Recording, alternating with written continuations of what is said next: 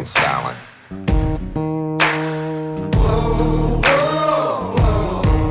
Anything you say can and will be used against you in a court of law. You have the right to an attorney prior to enduring any questioning. You can't afford one, a court will appoint one for you. You understand your rights? Your crime spree was over, son. Yeah, you thought you had it licked, but Hitman and Overton made your sugar turn to shit.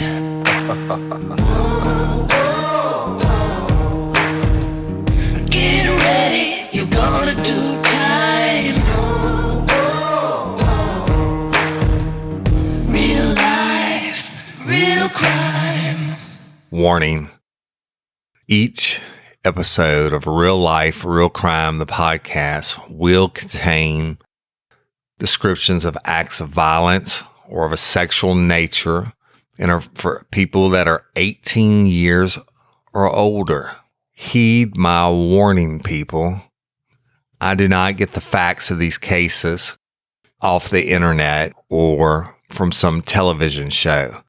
These facts I'm retelling were presented to me by the victims of the crime or the perpetrators who committed the crimes. My descriptions of the crime scenes are what I saw with my own two eyes. If you are going to get offended, turn this podcast off now. Thank you. Hello, everybody, and welcome to this episode of Real Life, Real Crime, the podcast. As always, I'm your host, Woody Overton, and the Hitman, Jim Rathmann. How's everybody doing? So, y'all, coming to you today, I'm going to do an episode that is pretty hard for us. But before we start, though, I want to talk about a couple things. And one is I want to say thank you to all the listeners. You're awesome. We couldn't do it without you. Y'all are liking and sharing us and making us grow huge. Thank you to our patron members. You're awesome. Your support is awesome. Y'all, we know the audio was bad last week. We have one of our listeners, of one of our lifers, Lonnie J. We want to give a shout out to him who's helped us get it somewhat better this week. And, we'll have it even better next week. So, and Jim, tell me about, Instagram and stuff. The Instagram is Real Life, Real Crime. So go to it, follow it. You can also follow me. It's Jim_Rathmann. So look us up, start following us. We appreciate it. Look forward to corresponding with everybody on there. Have fun with it. We'll post pictures and videos and different things as the time goes on, and we'll make it happen. Yeah, and I think one of our new Dream Team members, Lori Goolsby, is helping you with that. If they have any questions, she's fantastic. So if they have any questions, they can hit her up. Also, I'm not an Instagram guy. I don't know anything about it, but we're trying to learn, y'all. We're trying to bring it to you in the different platforms and Instagram and Twitter and YouTube and all this stuff to make it grow. But you got to remember, you're dealing with two career law enforcement officers. We're certainly not computer experts, and we're certainly not audio experts. So if it's not, I know it's better than it was last week, and we're going to continue to get better. I promise you that. So Jim's got a new microphone and stuff like that, but we're just going to try it out and see. And as y'all know, as always, we're raw and unscripted. That's just the way we roll. So that it is what it is. Yeah, it is what it is. That being said, this is it's a tough deal. And a couple weeks ago, I don't know, maybe a month and a half ago, I was on the road. I was actually on an airplane, and I landed in Albuquerque, New Mexico. And when I turned my phone on, it started blowing up. You know, when you're on the plane and you're getting ready to disembark, my shit's going crazy. And it's all about Denny Perkins. I mean, I got like 20 different people texting me and messaging me, and I'm like, logged in and I saw it. I like to shit my pants, and the,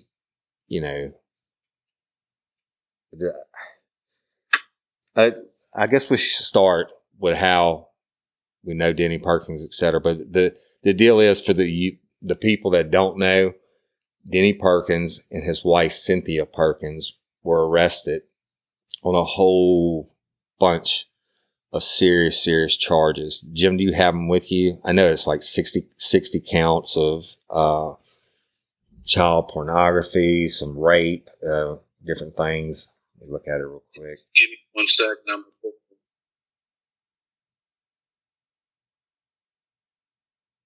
Thought I didn't have that ready. That's all right. That raw and unscripted, y'all.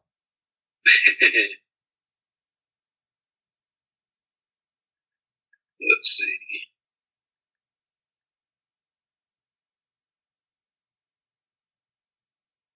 All right. Got it. Yep. So I have it, Jim, if you want me to read it. Oh, yeah, because I pulled up all the different things. But All go right. ahead. So this is what we have, y'all. And this is actually from the Morning Advocate, the Baton Rouge paper. That's the first thing that popped up when I Googled it. And it says a Livingston Parish deputy and his school teacher wife, who are accused in child porn cases, are scheduled. Well, this is a later date. Hold on. I'm trying to find the original one. How about this? So what I have here, Denny Perkins is facing 60 counts of child pornography charges and rape involving juveniles under the age of 13. His wife, Cynthia Perkins, a former Livingston Parish school teacher, is being charged with similar charges. I could break it all down. I can find a booking sheet when this all went down. But that's some serious freaking charges. All right. Well, let me tell y'all who they are. Okay. The Denny Perkins, at the time of his arrest, was the lieutenant over the Livingston Parish Sheriff's Office, SRT, or basically more commonly referred to as SWAT. And SRT stands for Special Response Team. And he's a career law enforcement officer, and we'll get into that in a minute. His wife, Cynthia, is a school teacher. I think she taught 5th and 6th grades in Livingston Parish also.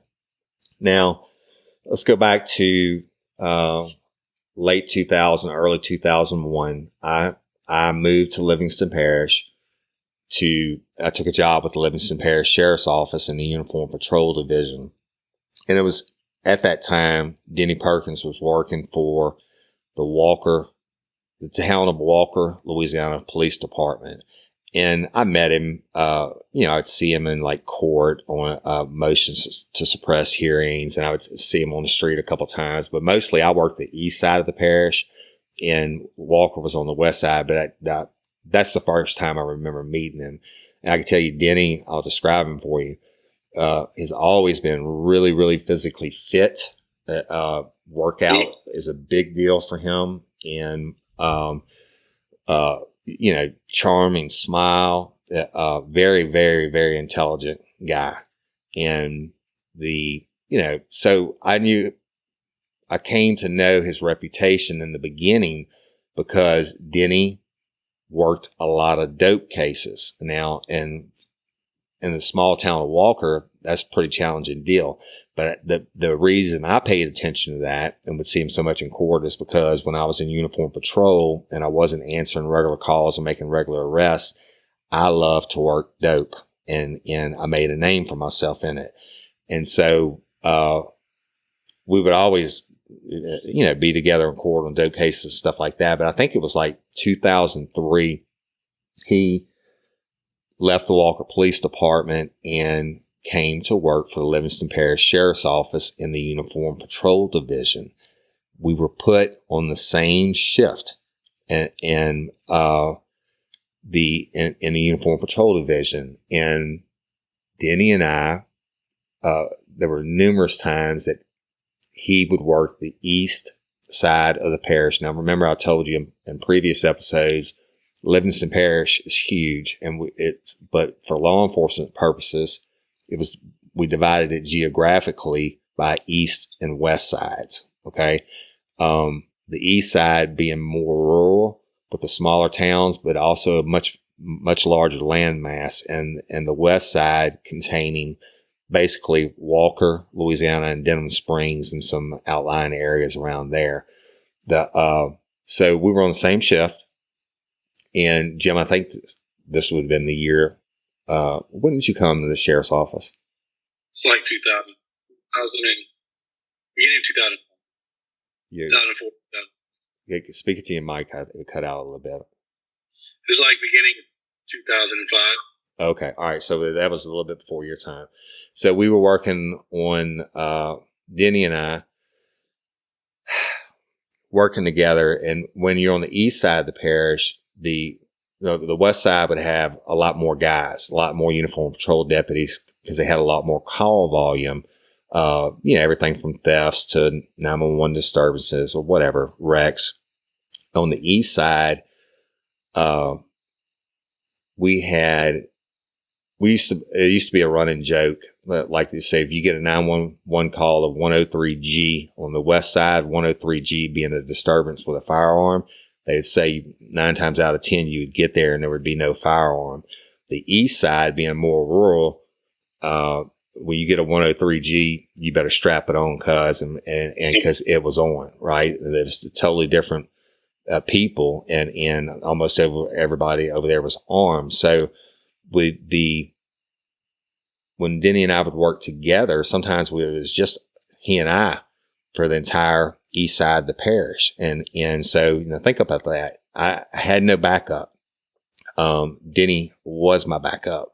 And other than the small town guys who can come back us up on some of the calls, but when you're in a situation like this and you work a job where your life is on the line literally every moment, whether you're going to answer a 911 call or, you're in a foot pursuit with a bad guy or whatever it may be. Or if you're just hanging out and bullshitting because it's a slow call night, that you're hanging out waiting on the next call. I mean, you spend 12 hours a night with this person and, you become tight. And Jim, can you explain to the listeners now that being in law enforcement, it certainly is a brotherhood, and the whole blue wall thing and all that. But when you are in those kind of high, tense situations, and, whether you're fighting somebody together on the ground or you're clearing a house and it's just you two or whatever. I mean, I can't equate it to being in battle like Jim has. Jim was a captain in the 82nd Airborne. He's a decorated war hero, and I'm going to give my boy his props because they're due. But Jim, explain to the average listener what it is that makes such a bond between people who work that type of situation. I don't know how to explain it. You do. The best way to put it, when you work with somebody around the clock or almost every single day for hours, the blood, the sweat, the tears that go into all the training, all the work, everything, period. But that bond comes incredibly close when your life is truly on the line and you have to depend upon your friend or your buddy to have your back. Now, we all have friends that, you get in a fight, maybe they'll help you out with a fight or something like that. It's totally different when you're talking about your life because there's no reset button. There's no doing this over again. When bullets get flying, you find out who your friends really are. And that bond is incredibly, incredibly strong. Some of the guys that I served with in the military that I went to battle with are still to this day the closest individuals in my life because you share some sort of an experience. You share a bond that nobody else can really have unless you're in situations like that.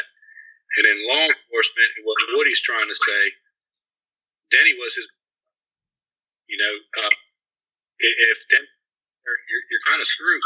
Hey, and so Jim, your mic's maybe back up from your mic just a little bit. It's doing a little bit of cutting. Go ahead. So that bond that Woody's talking about with Denny would be incredibly, incredibly close because his life depends upon it. They both depend on each other. When Denny needs Woody, he has to be there, and vice versa. that is critically important, and there's no other bond like that bond of somebody that really puts their life on the line for you. Day in and day out, without a split second's notice. I mean, when sugar turns to shit, we were there for each other. But I'm going to tell you something. Denny was a really likable guy. And let me take back up for a second. When I started in law enforcement, there's a guy, his name's Pete Charlet. I call him Brother Pete. And they own some funeral homes in East Baton Rouge and East Feliciana Parish. But he was like a long time reserve deputy or something, I think for Zachary PD. But he told me, he said, Woody, when you get into law enforcement, he said, you need to keep at least one friend that's a civilian. He said, because otherwise you're going to be like every other cop, and you get into law enforcement and you get into these situations and you develop these bonds. And the next thing you know, every day off, y'all are going to be together, every holiday, every birthday and stuff like that. Well, you know why that is? Because nobody else understands. I mean, even on your downtime, that's it. I mean, that's who we hung out with. We hung out with cops. We hung out with each other, and other guys from the sheriff's office. And I guess part of that reason is because we understood. Yeah, I mean, the stress of the job, whether you're pulling dead people out of a car or you're getting shot at or whatever. I mean, when you go home at the end of the day, you got to be able to. You have to leave that at the door. And you certainly can't bring it into your family and whatever. I mean, so that was true. And I came to find out through the years of working like that, that's it. We were that tight. I mean, beyond family, beyond closer than your closest family. I can't explain it, Jim. I mean, I don't know what else. Wait, your mic's cutting. Do it again. I said, I'm going to say one more thing. Let me turn the volume down on my side. Maybe that's what it is. All right. Maybe that's a little bit. When you have that one person that you work with all the time like that, the best way to put this in perspective, it's like when a law enforcement officer goes out to work, they have their badge, they have their gun, they have their whole entire duty.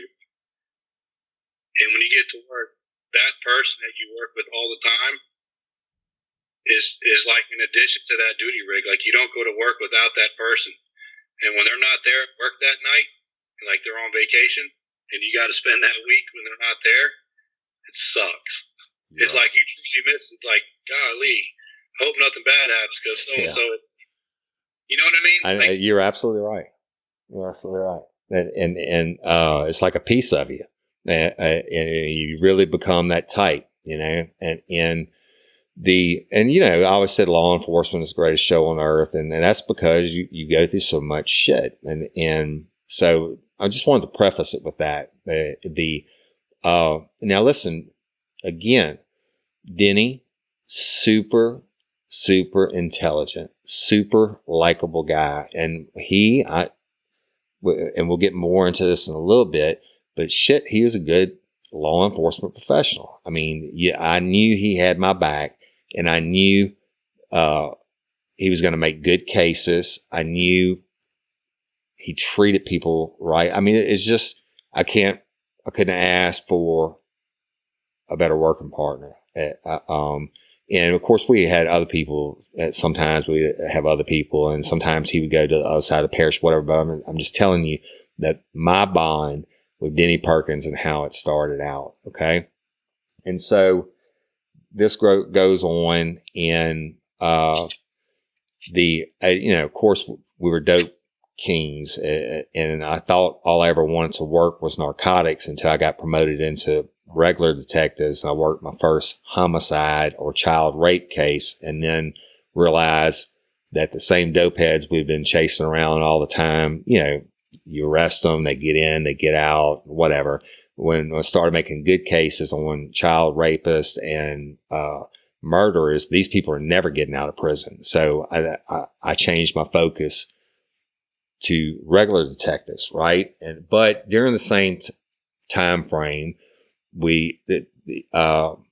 got on the SRT team together, the SWAT team and special response team. Now you're going to talk about take it to a whole new level. The working the street together and not knowing what happens, et cetera, is one thing. But when you're on SRT, and Jim, I'm going to let you touch on it. But when you're on SRT, you are training, and we trained a lot, and you're training to go in to a life or death situation. When you kick in or you ram in somebody's door in a house on a search warrant, you are expecting fully to be shot at, or that's what you train for. And a lot of times that kind of shit happen. And so it's one thing. The uniform patrol bond is one thing. The SRT bond, Jim, I guess it would be closest I could get to what you had in the military, but you were on SRT. I mean, talk about that. Denny actually was my team leader. When I got on SRT, he and I became even more close, even though we were already working narcotic stuff together. But he was my team leader. And the way that we did our SRT, we did it in 2-week rotations. So the 2 weeks that we're on call, we're responding to anything crazy that happens in the parish. We're doing narcotic search warrants, high risk arrest warrants. And then, so we basically trained all the time. So even when we were on our 2 weeks of call out, you could bet your butt a couple times a week we were out there training, we're out there shooting, we're out there practicing entering and clearing of rooms, throwing flashbangs, different scenarios. And then our was the same thing, obstacle courses and rifle ranges, and just constantly training. Yeah. And he was my team leader. I was literally with him every single day. Yeah. And let me tell you about when you work uniform patrol and stuff like that. You work 2 on, 2 off, 3 on, 2 off, 2 on, 3 off. And I'm telling you, on your days off, the SRT, it was almost always you were up at the range doing some type of training if you weren't on a call out, meaning that you had some search warrants to hit or whatever the situation may be. But let's give you an example of training, like, without giving away any tactics. When you stack up, you got a guy behind you and a guy in front of you, and the guy behind you's got his gun over your shoulder, and you got your gun over the guy in front of your shoulder, and if sugar turns to shit and you have to start shooting, you have to believe that this is how much faith you have in these people. You have to believe that, they're going to do whatever it is, or say you're entering something and they're going to cover whatever area it is that they're supposed to cover and eliminate any threat. And therefore you can keep going forward to do what you have to do to cover your area to stop one of your guys from getting hurt. I mean, it's fucking intense. And, so the bond grows, right? A whole lot of trust. Yeah. The bond grows. Denny, ended up going from uniform patrol. Well, let me digress for a second. He became a DARE officer. What is that? Drug Awareness Resistance Education officer, where he would go and teach classes to the kids in that age range. So that was part of what he did also. Then he made it up to, working in narcotics. And a lot of times, even when he was in uniform patrol on his days and nights off, he would go out and work narcotics with narcotics guys, just like Jim did before they made narcotics, or detectives. So he had a very successful career. All right. Now, Denny, as a person that would have you back and everything like that, there was no doubt about it. Now, Denny, as personality trait wise, I mean, just be honest with you, call it what it is. Denny loved women. And I didn't judge him for it. Everybody has their thing, but Denny, he's a good looking guy, physically fit guy, but I just have to be crude and blunt about it. But he would basically have sex with anything. I mean, adult, y'all. We didn't know anything about kids. But I mean, some of the people, I'd be like, "What the fuck are you doing, man?" I mean, like Skank City, but he'd laugh about it. But that was his thing. I didn't judge him for it. I mean, if he went and slept with God and everybody, adult, who am I to judge him, right? But I mean, he had the nickname. It wasn't given to him by me. I don't know who gave it to him, but it was ED, or Evil Dick. And now, all these years later, you think, oh my God, I know somebody out there is going to say, oh, y'all should have known, and da da da da.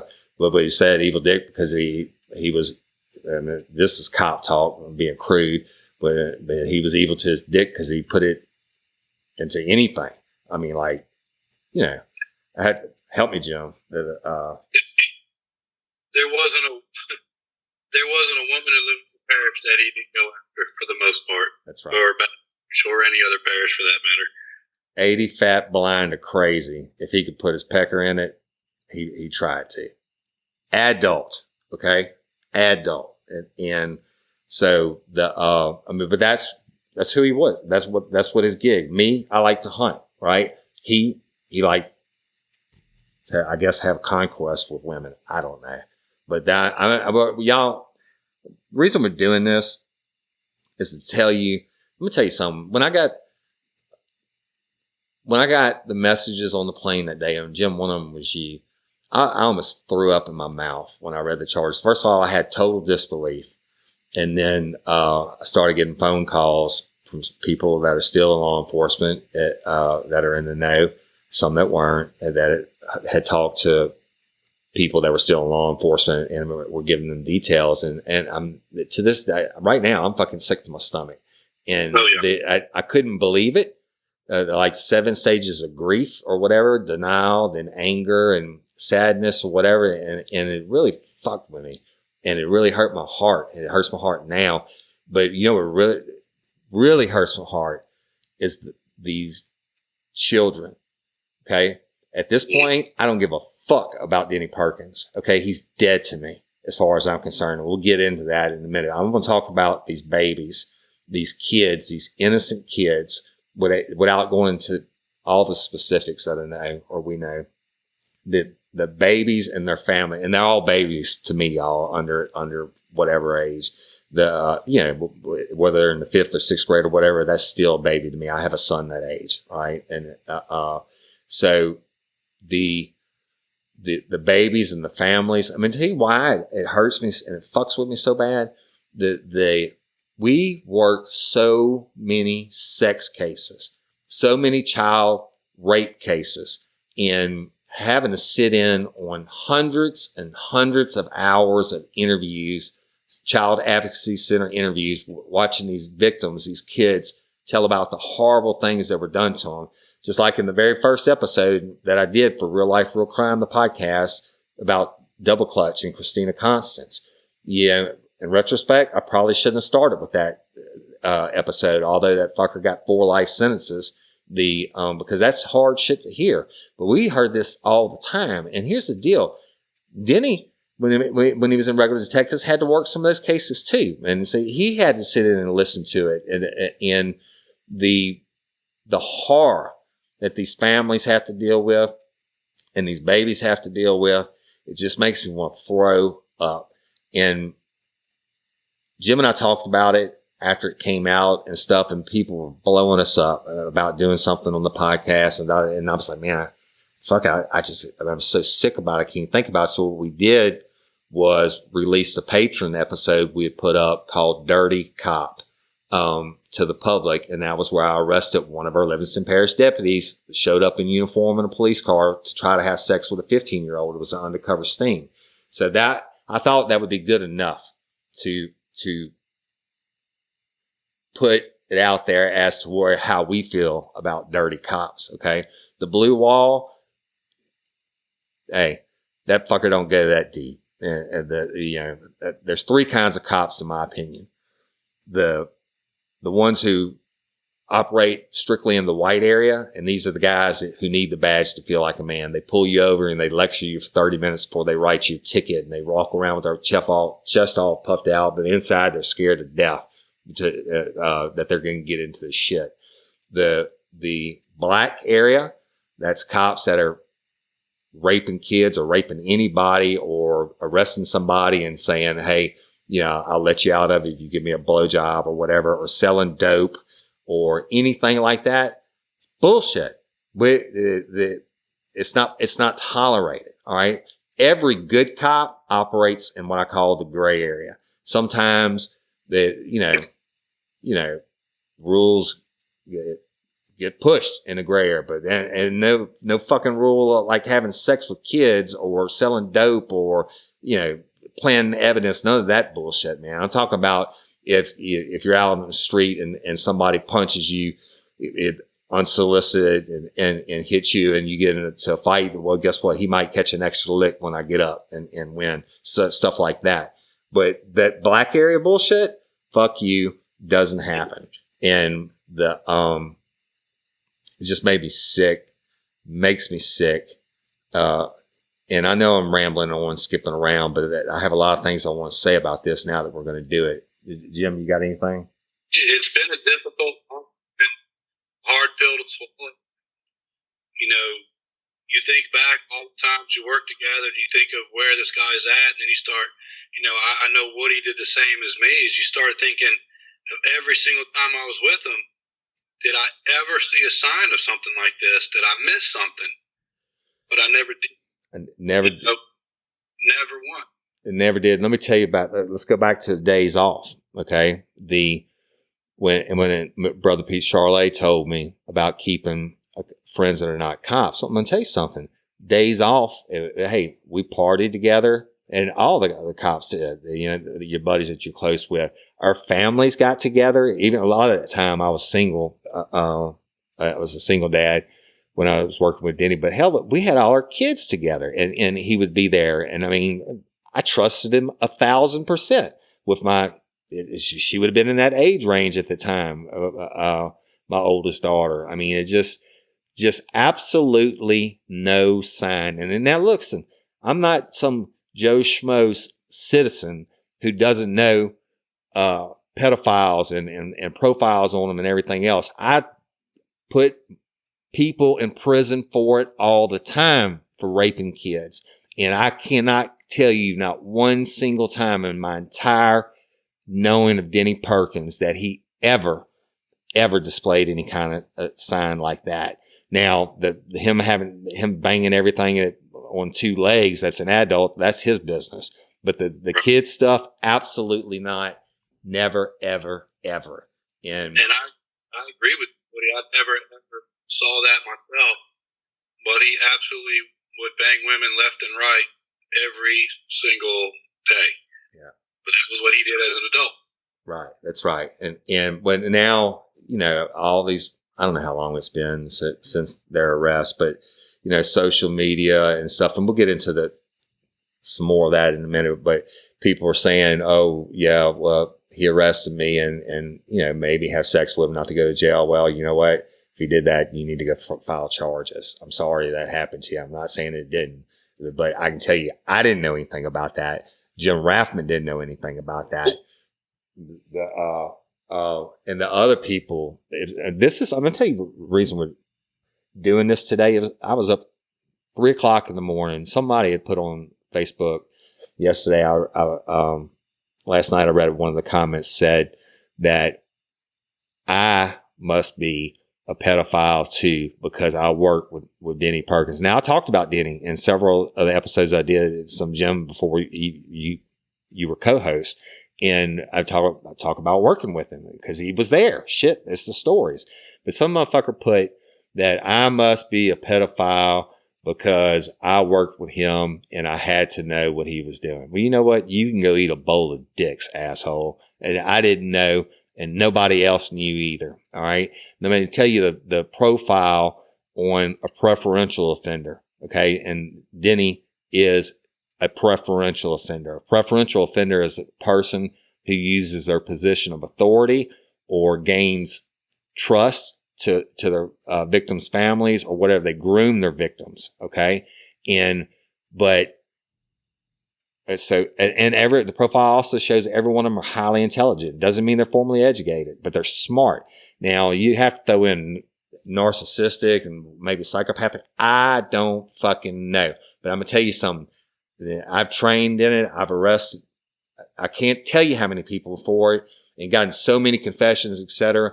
And he fucking pulled the wool over my eyes, guaranteed. If he was doing it back then, he pulled it over my eyes and everybody else's. So for you to say that we're all dirty and pedophiles because of what Denny Perkins did, that's bullshit. Okay. I'm sorry, Jim. I'm beginning to rant. The thing is, it's not only he had all the he had all the state police schools, the federal law enforcement that he knew. Everybody that he knew in law enforcement that worked with him on a regular basis was completely fooled. If it was that easy to walk around the street, look at somebody and go, you're a pedophile. You're a murderer. Right. But, that'd be the most wonderful gift in the world if we had the ability to do that, but we don't. So to go out and do something like that is purely ignorant. It kind of makes me wonder what they're hiding. Right. Yeah. Or if they didn't get arrested or whatever, but themselves for something. But I want to talk about this.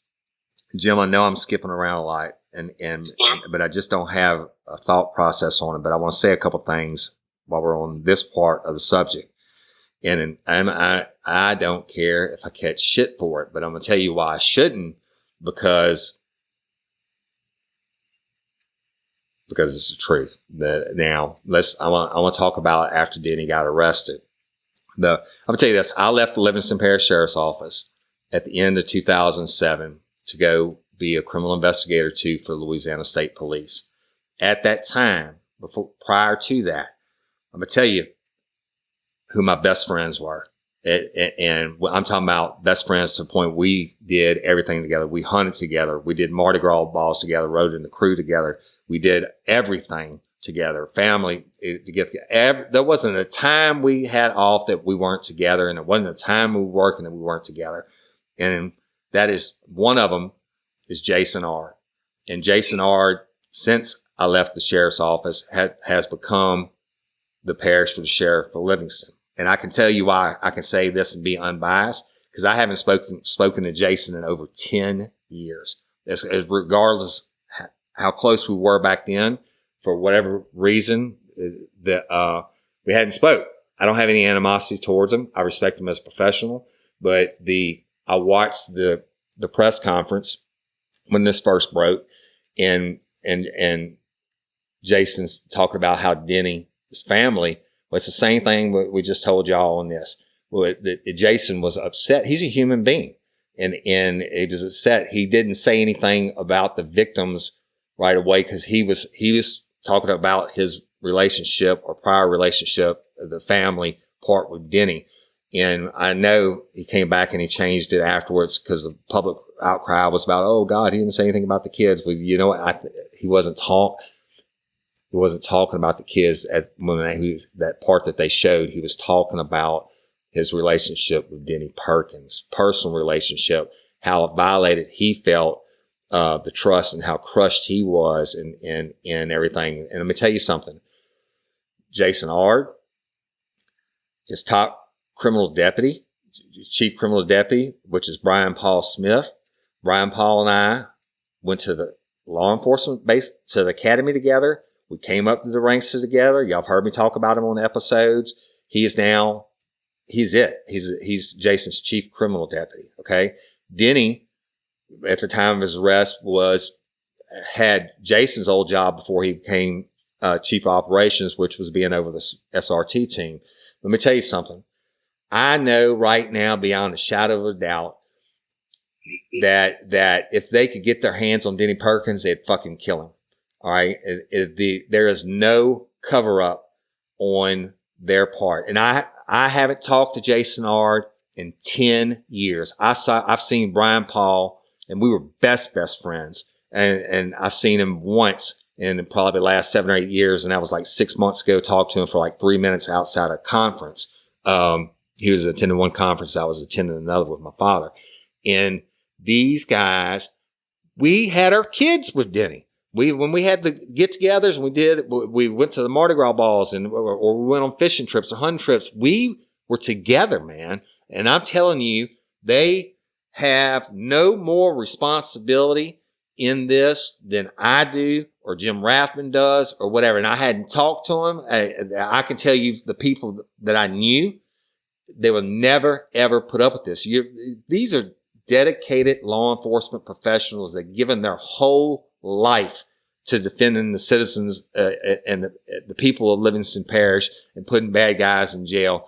And the fact that they was trying to flip it on Jason so hard, it really hurt my heart for him. I mean, and because he's, I'm gonna tell you something, Livingston Parish residents, you're lucky to have that dude as your sheriff. You're lucky to have Brian Paul as your chief criminal deputy. And I know there are people out there that they've arrested over the years, and some of my friends that don't like Brian Paul told me, oh yeah, but he did me wrong one time. I'm like, well, sorry about that. And yeah, he still got my respect. He's my boy. We came up together. All right. And Jason, same way.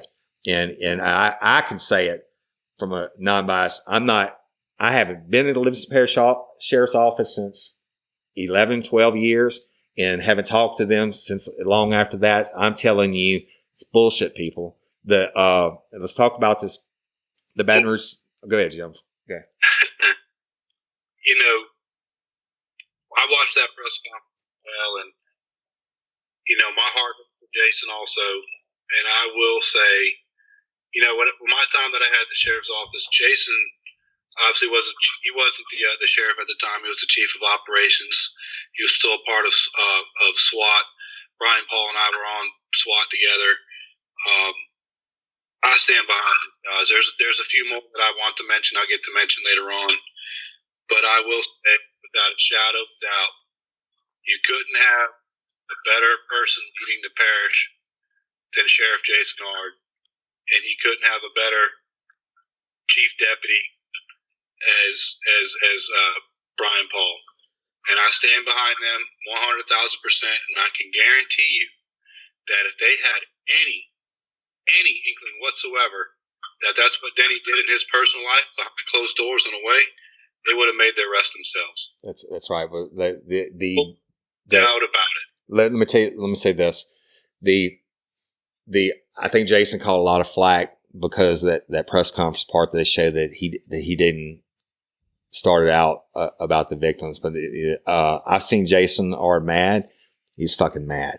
And he's pissed, and he's pissed at Denny and everything else. But I'm gonna tell you that this is not the Jason Ard show or Livingston Parish Sheriff's Office show. This show is about Denny Perkins. And again, what makes me sick is the victims, and I know Jason has come back out and readdressed that issue many, many times. And I'm just telling y'all that there's not one of all the guys I came up with, even before you got there, Jim, they're all in high ranking positions now. Ben Bourgeois over detectives. Alden Thomas, I don't even know what Alden does now, if he's still there. I mean, these are jam up law enforcement professionals, and they don't, and we were all that tight. We were all that tight, and Denny was in that mix. And I'm telling you, yes, did we see anything? Absolutely not. It makes me sick to my stomach. And I know it makes every one of those guys sick. And I haven't talked to them in years, but I'm telling you, I know it makes them sick. And it just makes everything just so bad. And these poor babies and their families. And I'm going to start touching on that now, Jim. One of the mamas of the victims reached out to me, and she's going to remain anonymous, and I'm not going to say her name, etc. But she was actually contacted by the school board, by the Attorney General's Office investigator, and her child is definitely one of the children who ingested what they're calling contaminated food. Well, y'all, let me tell you what that means. Denny masturbated and it would masturbate into, she believes it's 4 different food items. Originally, people had said cupcakes, but she said cupcakes, donuts, petit fours, whatever that is, and something else. I forget what she told me, but anyway, supposedly, well, not supposedly, they have video proof of it.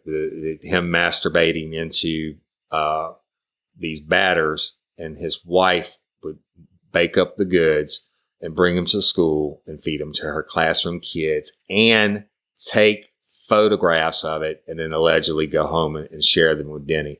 How did they know this? I was told off the record that when they raided his house, let me tell you this, let me back up. The Attorney General's office evidently started working this. They're huge, y'all, on the child sex division, on online sex stuff. And that's how they got the original tip and led into an investigation, who it was, et cetera. But so they do a raid, and I was told that they took so much shit out of Denny and Cynthia's house. Like, it was wired like better than any movie studio, cameras everywhere. I mean, like freaky. You couldn't imagine. Wow. I'm talking about cameras in every room on the inside of the house and stuff, microphones and almost as important for the sexual deviant to do the deviant act in the profile is for them to record it in some way, whether it's to watch back later on, et cetera, but whatever. So let me tell you something. Attorney General's office is not coming with 60 counts of child porn and the rape counts too, y'all, and without proof. Okay. And they're not coming, and they're certainly not going to come against a law enforcement officer, career law enforcement officer, unless they come correct. And so I know my information is good. I know that Denny Perkins did this. From what I was told about the evidence and the videos and photographs and whatnot, and this is all coming to me after weeks after the arrest, getting piecemealed here and there. And I would just talk to Jim about it. I just get sicker and sicker. And so the thought of him masturbating into baked batters or goods, whatever you want to call it, and then baking it up and then taking it to school and feeding it to innocent children. Yeah, I'm telling you, it makes me want to puke right now. It fucking makes me so mad. I'm going to knock the wall out. And if it was one of my kids, he wouldn't see trial. I can promise you that. Damn right.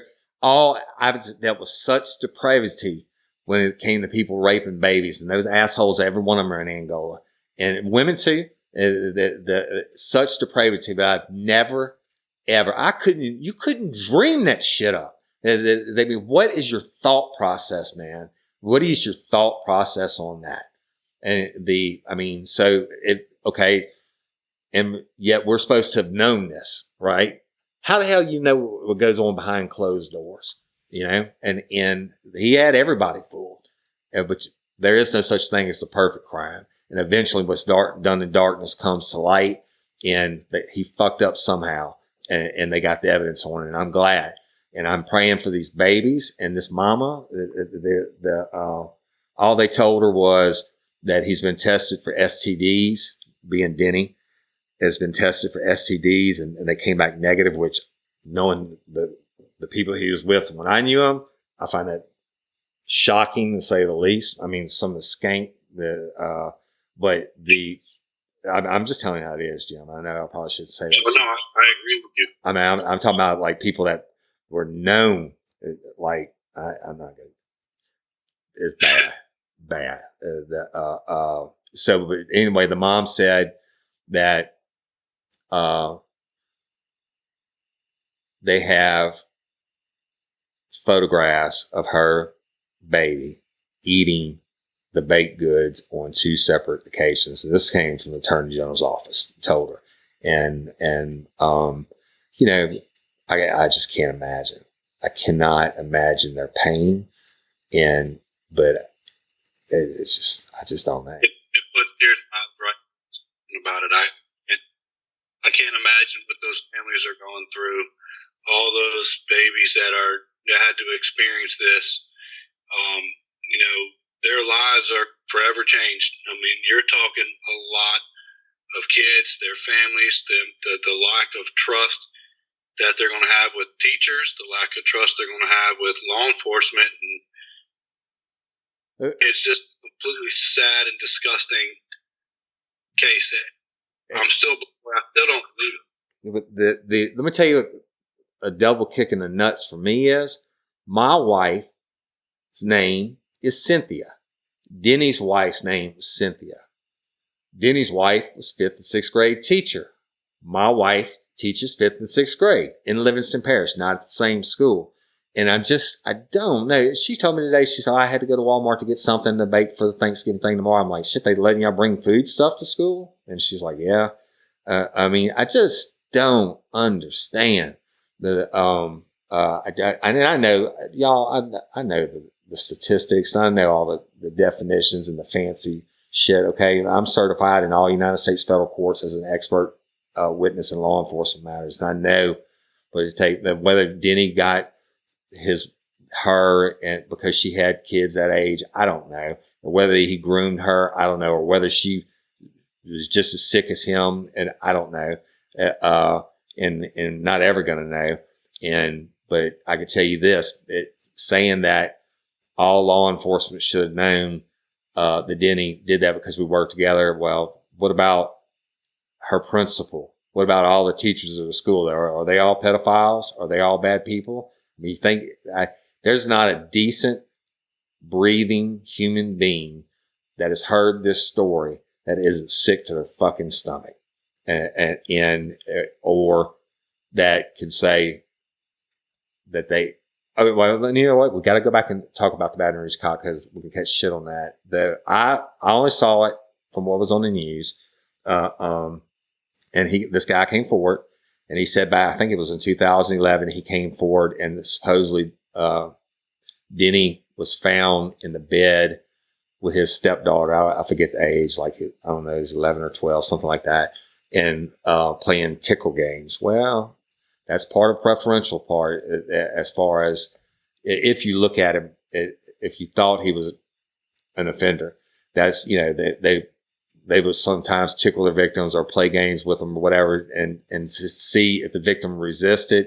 And if they don't, then they'll take it a little bit further. It's like a mental stimulation for him to trip out and see how much he can get away with. Because guess what? The sickest part of that profile and personality is that every fucking day Denny put on the uniform and the badge and the gun, he got almost as much emotional charge out of knowing that he conned every son of a bitch in the parish, including Woody Overton, and that he's this good guy. And that's what they get off on. He can sit in a room full of people, cops that are training on sex or work a child sex case and sit there and be thinking all his dirty thoughts and thinking, oh, these stupid fuckers, I got them fooled. They don't know the real Denny Perkins, right? I don't know, man. I don't know, but there is the focus should be on the victims and their families. Okay. Now back to the 2011 thing, the cop came forward and, a Baton Rouge PD officer. I've seen him around. I don't know him personally. And he said that he made a complaint to Jason Ard about that. And, from what I saw, Jim, correct me if I'm wrong. The supposedly the state police were notified and there was nothing criminal found to be done. And Jason brought him in and asked him about it or whatever. And of course, Denny's going to deny it. But there was no formal complaint to act against is what my understanding. I may have it wrong. If I do, I apologize. But I'm telling you again, and I had talked to him by a couple of years by this point. If Jason would have believed for a second that he had something credible to go on, I'm telling you, he'd have done it. And everyone in that sheriff's office would have done it. So I don't know about that, the case and the tickling thing and why I didn't move forward, other than supposedly there was no official complaint or whatever. But I saw that cop when they interviewed him on the news, and he said they went to counseling, and the counselor said, well, he's a predator and whatever. Well, and maybe the counselor's right. I mean, obviously the counselor was right now, but but if you don't have a complaint, you can't act on it, right, Jim? That's correct. I mean, I don't know what to say about that, but so I don't know much about that issue with the bed with 11 or 12-year-old. I was overseas at that time. Yeah, no, I was long gone. I've been gone for like 4 or 5 years. But I do know that there's a handful of people at that sheriff's office up at the top. Most importantly, Jason, and you're 100% right. If Jason had any indication whatsoever, even from that back in 2011, he would have done the right thing. I can guarantee it. Yeah. And I don't know exactly what he did, and I didn't read up on the news articles, et cetera, about it, but I'm like you, I don't have to, because I know he did everything that he could do. And of course, you're talking about his probably, and they grew up together in the same town, much less their law enforcement careers. I mean, so it would be like you, the listener, your best friend or your husband or your wife, just, being accused of something, and they've never showed any signs of anything like that. I mean, you would have to, if you were in that position, you'd have to listen to it and act upon it, which from what I understand, he did, but there was no formal complaint or criminal thing, whatever. But I don't keep speaking about exactly what I don't know all the details, but I know the people at the top wouldn't have let it slide. So if there had something to act upon, and including the state police, I mean, I don't know. But the purpose of this episode is to let y'all know that there's no way we could have known. I mean, him having a sexual addiction or whatever you want to call it, to sleeping or having sex with everything that was an adult, and then making jokes about it and the nickname and all that. I mean, that's one thing. But if I'd ever known anything, Jim Rathmann known anything, Jason, Brian, Paul, any of them had known anything, he'd have been dealt with a long time ago. I'm thankful that. People say, well, you got to do that. He have a lot of sex in his life and was always running around with different women. I was an LSU football player. Let me just tell you how many guys I've known in my day that would have multiple women a week, sometimes a night, and so on. It's not really that uncommon. So it wasn't much of an indicator, at least for me, it wasn't. But what he did behind closed doors, there's no way I could ever have fathomed something like that with him. He was around my family, he was around my children. I never would have thought in a million years. Yeah, absolutely. I mean, shit, we laughed together, we cried together, fought together, whatever. I got knots in my back and my stomach's flipping thinking about it. I would never, ever, ever understand the depravity into these poor families. And that's what it's really about, y'all. I'm going to urge anybody that listens to it, if there's any truth to these allegations that Denny Perkins forced you to have sex, to not go to jail, and he picked you up on dope charges or something, goddamn, go report it. Put more charges on him. I'm going to tell you right now, unequivocally, and this is hard, unequivocally, Denny Perkins is dead to me. He's dead to me. And I don't give a fuck about the due process or whatever. I know what I know. And the it's like cutting out a piece of my heart out. And that's what Jason was saying in that press conference. It's not about us though, y'all. Yeah, I'm hurting. Jim's hurting and Livingston Parish Sheriff's Office hurting, but it's not about us. Let's make it about the victims. Okay. So pray for the families and the victims. Pray for, anybody else. If he ever did something wrong to you, stalked you, there was a report about him stalking that family afterwards, Jim, at a gas station or something. If he did that shit, go report it. If he did it, if Denny Perkins ever did anything illegal to you, especially in his official capacity, go report it. Put charges on his ass. Not like he can get many more, right? But it needs to be known. And that way there's transparency, and you'll see that Jason Ard and Brian Paul and of course Mr. Ronnie is over civil, but Mr. Ronnie killed him himself. Mr. Ronnie Morris. Those people won't put up with it, y'all. Go make the complaint, and it won't be they're act upon it now just because he's in jail for all this shit. It would be because it's the right thing to do. So I urge you to come forward. If you've been a victim, come forward.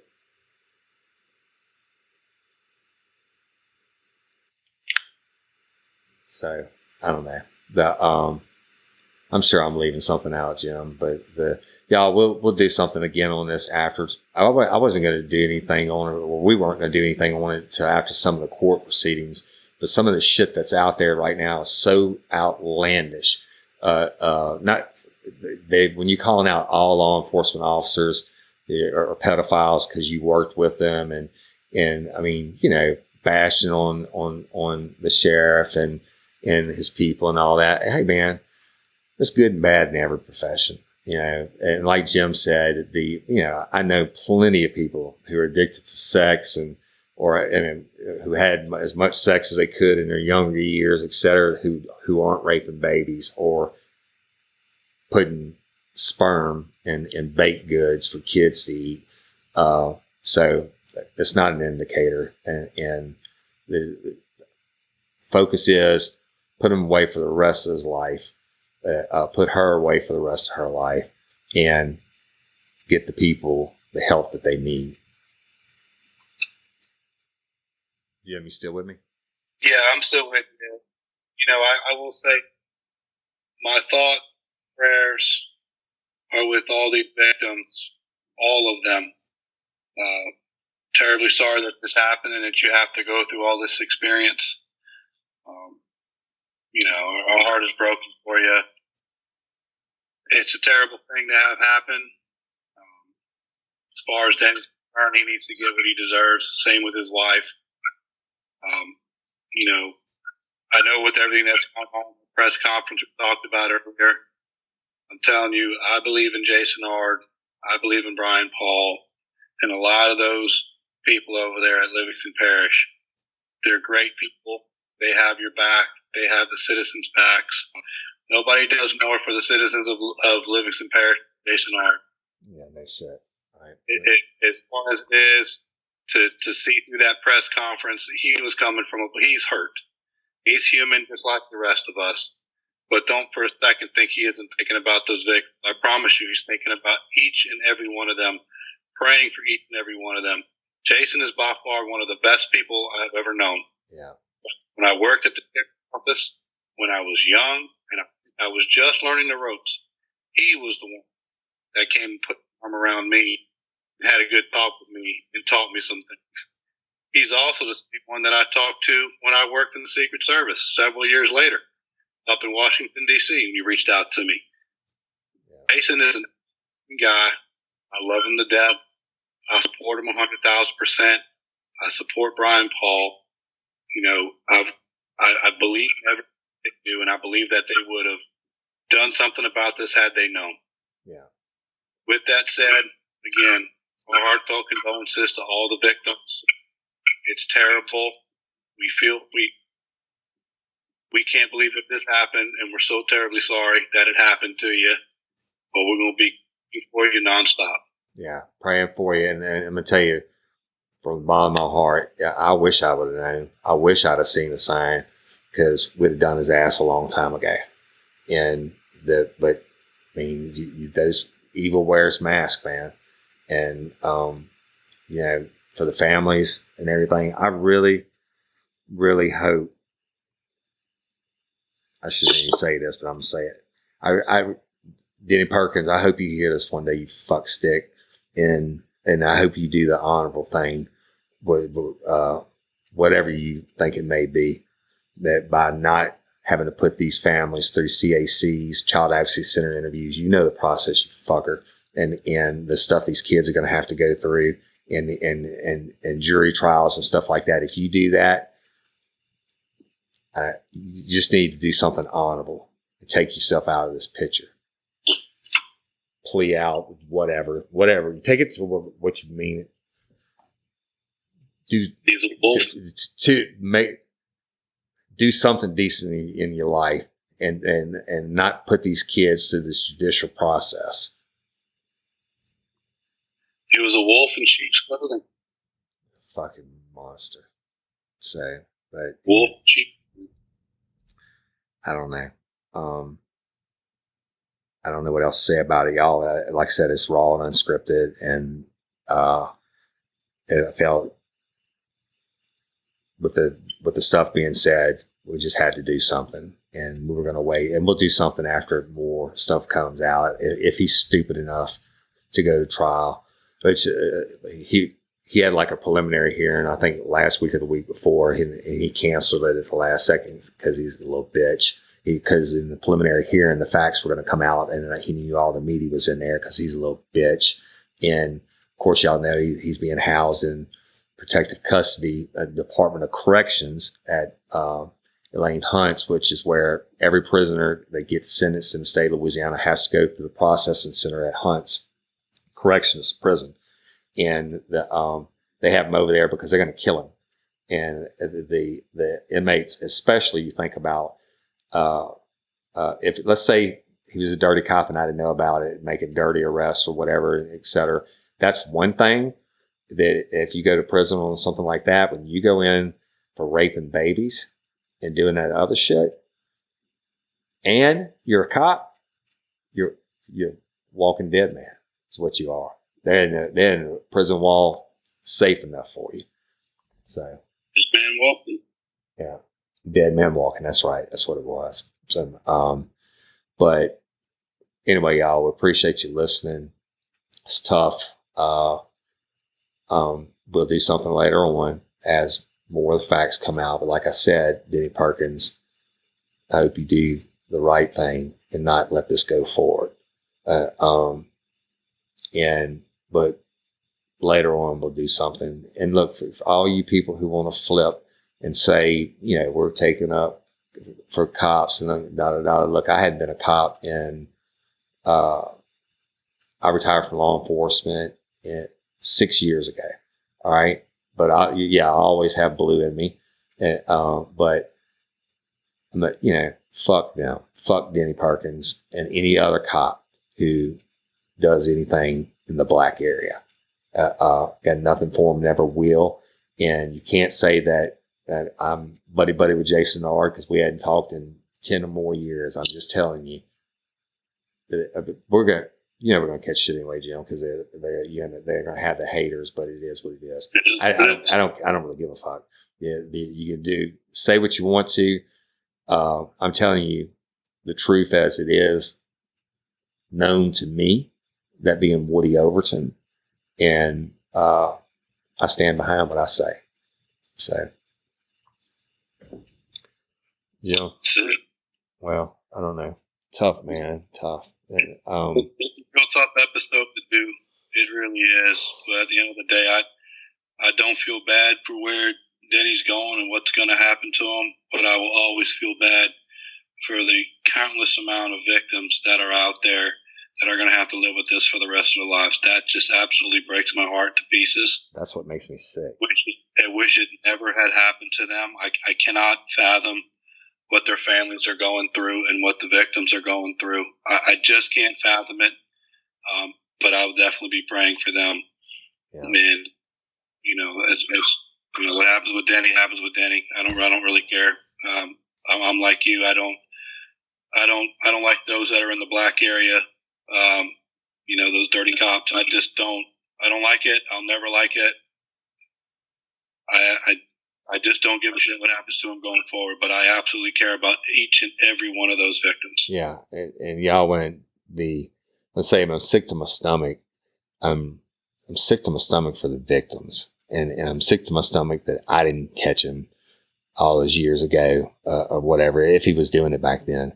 But I'm not sick to my stomach for Denny Perkins. Fuck Denny Perkins and the horse he rode in on. So, but for the victims and your families, God bless y'all, and praying for you. And thank y'all for listening. I don't think we should have dropped this any earlier, but it just reached such a crescendo. We had to give a response. But there it is, raw and unscripted. Yep. And from the heart. And I appreciate each and every one of y'all. Thank you for listening and liking and sharing and Patreon members and all that good stuff. I don't really feel like talking about all that cheerful stuff right now, so we're going to end it. Jim, you got anything else? No, that's it. It's been a tough emotional hour. Yeah. For all this, but we appreciate all our fans and all our patron members and everything else. We appreciate you guys for listening and always having our backs and sharing the stories and whatnot. But in this case, it is what it is. Yeah, and just stay tuned. We had some really big things coming up, and we'll be making some announcements. But tonight's not tonight. And we always end it with, until next time or ever, don't let us catch you down and murder bayou. But I'm going to end this one with, fuck you, Denny Perkins. You're on Murder Bayou. I'm done, y'all. Your host, Real Life, Real Crime, the podcast, Woody Overton, and my co-host, Jim Rathmann. The Hitman Rathmann. And we're out. Peace, y'all.